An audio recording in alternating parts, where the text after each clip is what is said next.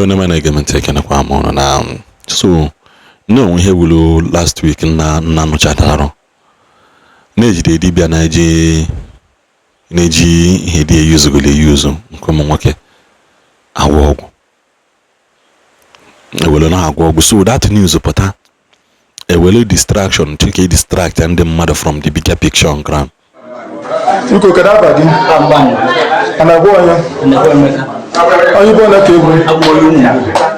Body nobody born. You Anambra State. So then did you get back at all? I don't know you. Dinner, you come back at Chalava, Anambra State.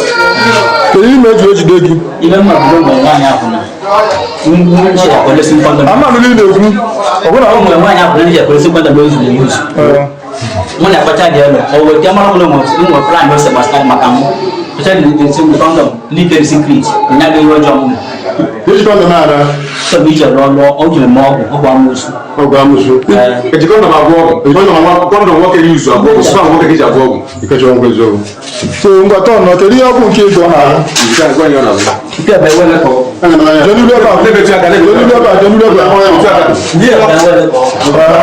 Because of the now. Give a job on you.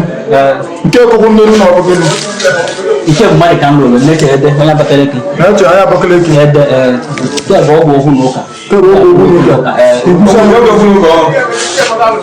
This and then Azana, so Moblan will not see nothing workings, and I try not to do police. Material, but I don't look at you to know you. You get a you got a job with that.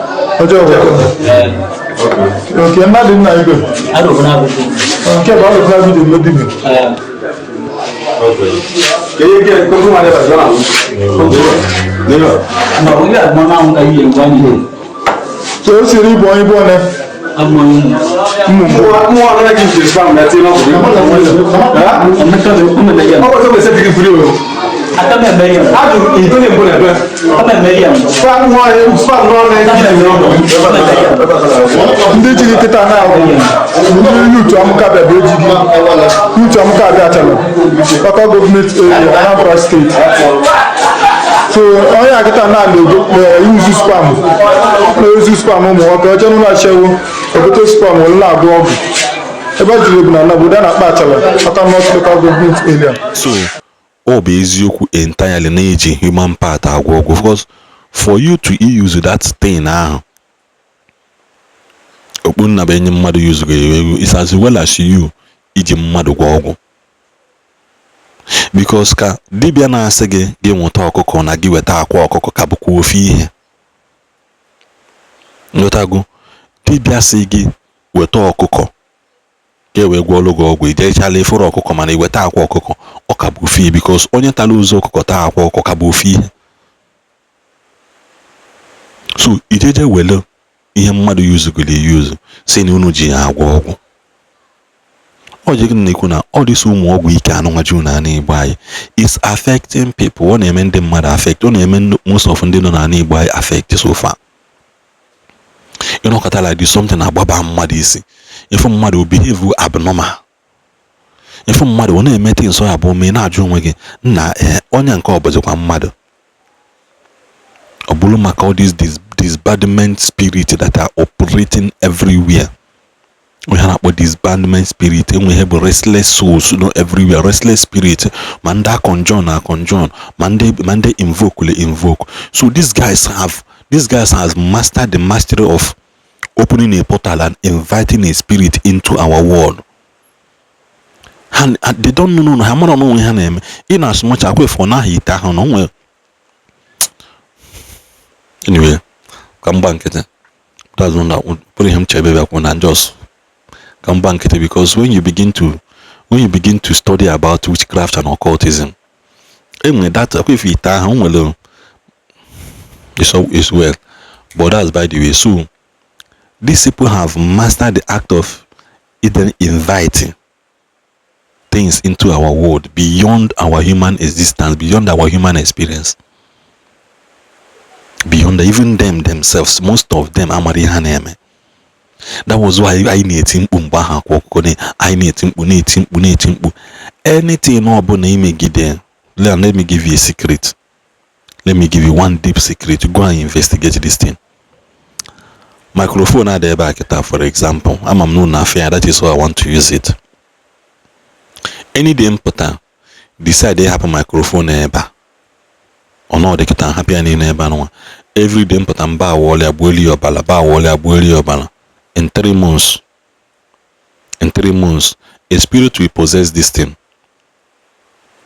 Because consistency of doing something invokes and brings the spirit that is behind that in the name, even in your ignorance. That is why most times not that na ha jeje bute chi ebe ozo ona, because na agwagwa ha na osisi ogirisi nwere ihe ọ na-alụ. So mmadụ pụtazi odosi ogirisi ebe a, nwoke na nwaanyị ọ na-ebulu ha ọbara, automatically invite go something into that family, bụkwanụ chi ọzọ ịna-amarọ into that family, and that chi bata ha ya bata in form of mmadụ na-abụ okay na nwaanyị. That is just the big secret about spirituality most people don't. Even those people na-asị na ha na-practice spiritism, enwe some things ha na-amarọ.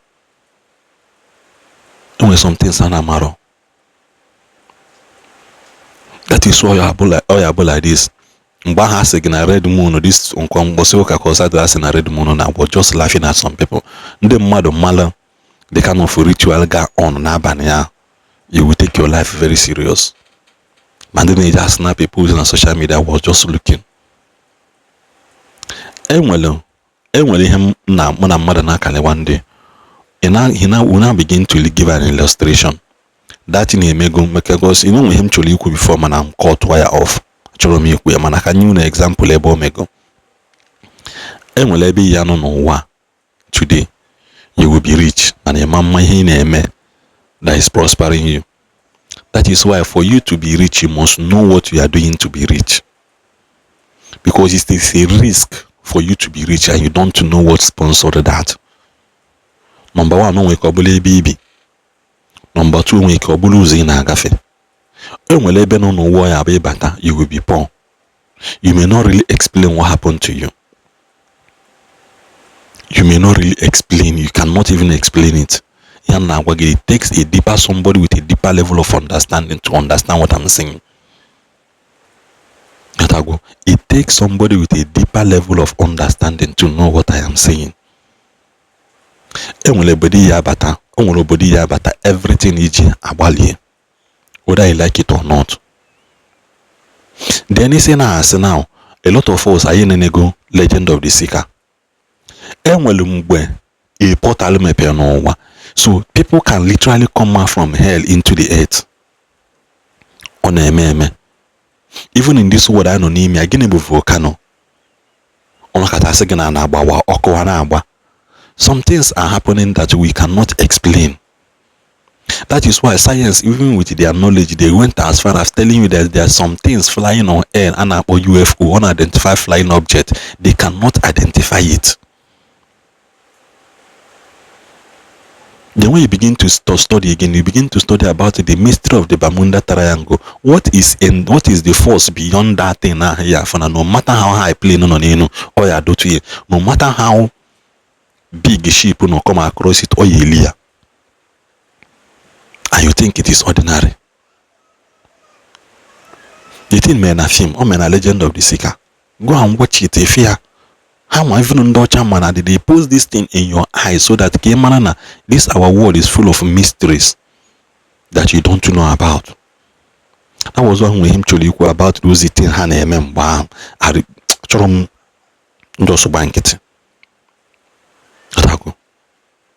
then he says now look into the Bible. Bible said that na Abraham he made a sacrifice on an altar. Many years later, Jacob came there to lie down. Immediately he lied down there. He saw a ladder ascending from up to bottom, and angels were climbing. And God was in this place and I knew not. Iya biba gafe die ordinarily on earth, gafe die no toto n'efie, o nwere ihe ma na-eme die. Mana spiritually something is happening there. The Bible says he saw it, angels as a ladder, ascending and descending in that spot.